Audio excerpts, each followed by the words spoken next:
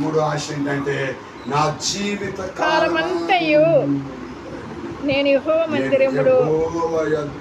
నివసింపగోరుచున్నాను. అదే నా ఆశ, అదే నా కోరిక, నాది ఆలోచన, అదే నేను అడిగిన వరం అని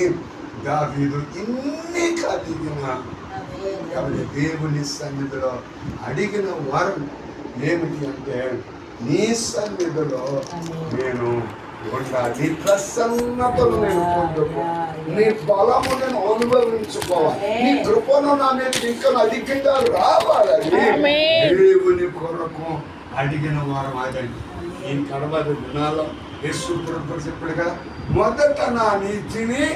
రాజ్యమును వెతకండి, మొదట నా సన్నిధిని వెతకండి, నా వాక్యాన్ని వెతకండి, నా పాదాలు వెతకండి, అప్పుడు ఇవన్నీ